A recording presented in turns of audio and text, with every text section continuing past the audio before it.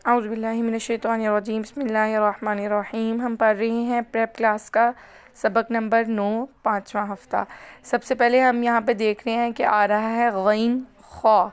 तो गैन खा हमने बच्चों को बताना है कि हलक से अदा होता है। जैसे हमने पहले बच्चों को बताया कि हमज़ा आइन हा गैन खा, ये हैं हरूफ हल्की जो हलक से अदा होते हैं। तो यहाँ पे आ रहा है गैन। हमने पहले बच्चों को बताना है कि गैन की ये शक्ल है, इस तरह से ये गैन जो होता है पूरी शक्ल में इस तरह से होता है।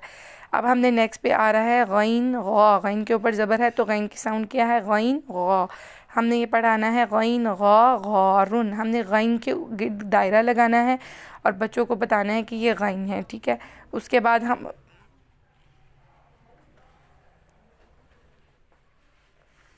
हमारा आ रहा है खा। हमने बच्चों को बताना है कि खा की मुकम्मल शक्ल ये है।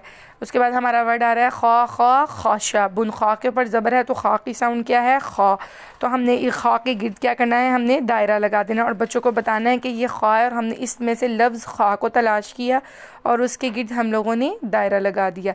हमने खाशा बुन नहीं याद करना, बस हमने खा की साउंड याद करनी है। उसके बाद हमारा नेक्स्ट पेज आ रहा है। नेक्स्ट पेज में हमारा आ रहा है हरूफों की आवाज़ों की अदायगी करें।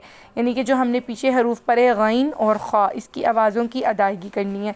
सबसे पहले गैन है, गैन के ऊपर है ज़बर, तो गैन की साउंड क्या है, गा। तो जब गैन के ऊपर ज़बर आ जाए तो हम गैन को पढ़ते हैं गैन गा। जब गैन शुरू में आता है कुरान पाक में, ये कहीं भी लिखा हुआ आता है तो शुरू के लफ्ज़ों में इस तरह से आता है।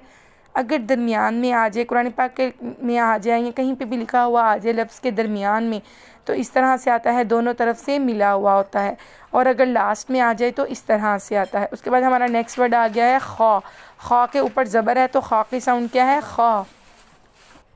खा के जब खा कुरान पाक में शुरू में आता है, ये कहीं पे भी अरबी में लिखा हुआ आता है तो ये इस तरह से आता है। दरमियान में आए तो एक दोनों साइडों से मिला हुआ होता है और लास्ट में आए तो अपनी पूरी शक्ल में आता है। और खा के ऊपर ज़बर हो तो खा की साउंड क्या होती है, खा। उसके नीचे आ रहा है पहचाने हरूफ गैन और खा की आवाज़ें तलाश करें और दायरा लगाएं। अब यहाँ से हम लोगों ने किसकी आवाज़ तलाश करनी है, फ़ा की और खा की। जहाँ पे भी हमें फ़ा या खा नज़र आ जाए हमने उसके गिर्द दायरा लगाना है। इस तरह से हमें ये पता चलेगा कि हमें लफ्ज़ों की पहचान अच्छे से हो गई है। हमारा फर्स्ट वर्ड है बालाग़ा। अब आप देखें यहाँ पे गैन कहाँ पे आ रहा है, थर्ड वर्ड पे आ रहा है, तो हमने इसके गिर्द दायरा लगा देना है। और इसको कैसे पढ़ना है, बालाग़ा, जोर बिल्कुल नहीं करने, नज़म की मदद से साउंड के साथ पढ़ना है। हमारा नेक्स्ट वर्ड है फ़ाराग़ा। अब ये लेकिन फ़ाराग़ा कहाँ पे आ रहा है, हमें गैन यहाँ पे हमें तीसरे लफ्ज़ में मिला तो हमने इसके गिर्द दायरा लगा देना है। उसके बाद हमारा नेक्स्ट वर्ड क्या है, गौसाक़ी। तो यहाँ पे हमने किसकी साउंड तलाश करनी है, ना ही सीन की करनी है ना ही क़ाफ़ की, हमने तलाश करनी है गैन की। तो हम गैन के गिर्द दायरा लगा देंगे। उसके बाद हमारा नेक्स्ट वर्ड क्या आ रहा है, ख़ालक़ा।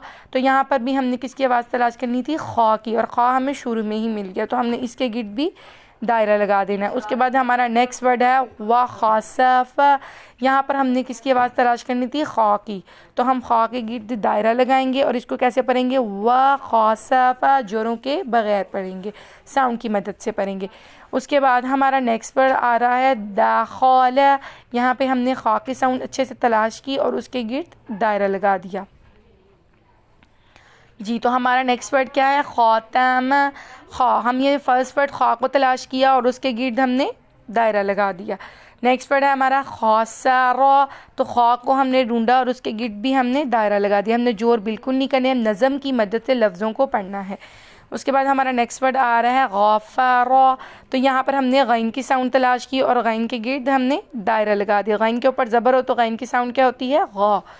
नेक्स्ट वर्ड हमारा है आखाज़ा। तो हमने यहाँ पे किसकी साउंड तलाश की, खा की, और खा के गिर्द हम लोगों ने क्या करना है, दायरा लगा देना है। इस तरह से हमने अपनी कौन सी तख्ती याद, सबक नंबर 9 को हमने अच्छी तरह से याद कर लिया जी। तो नेक्स्ट में आ रहा है हरूफ को इसकी आवाज़ मुतहर्रिफ हरूफ और मुताल्लिक़ तस्वीर के साथ मिलाएं। हमने हमज़ा को हमज़ा की मिलती जुलती शक्ल के साथ मिलाना है। अब हमने इसमें से ढूंढना है कि हमज़ा कौन सा आ रहा है। हमज़ा ये फर्स्ट वर्ड में और हमज़ा कहाँ पे आ रहा है, हमारा सेकंड लास्ट वर्ड है हमारा हमज़ा, और हमज़ा के ऊपर ज़बर है तो हमज़ा की साउंड क्या है, हमज़ा आ। उसके बाद हमारा नेक्स्ट वर्ड आता है हा। हा को हमने इसकी मुतहर्रिक तस्वीर के साथ मिलाना है। हा के ऊपर ज़बर है, हा की साउंड क्या है, हा हा। उसके बाद हमारा नेक्स्ट वर्ड क्या आ रहा है, खा। तो हमने खा को उसकी मुतहर्रिक तस्वीर के साथ मिलाना है। खा के ऊपर ज़बर है तो खा की साउंड क्या है, खा खा खा जी। तो हमारा नेक्स्ट वर्ड क्या आ रहा है, गैन। तो गैन को हमने इसकी मुतहर्रिक तस्वीर के साथ मिलाना है और गैन के ऊपर ज़बर है तो गैन की साउंड क्या है, गैन गौ। और उसके बाद हमारा लास्ट वर्ड आ रहा है आइन। अब हमने ढूंढना है कि आइन को आइन की मुतहर्रिक तस्वीर के साथ मिलाना है। तो ये हमारा आइन इसके साथ मिल रहा है, आइन आ, और ये हमज़ा इसके साथ है, सॉरी हमज़ा इसके साथ आ रहा है, हमज़ा आ।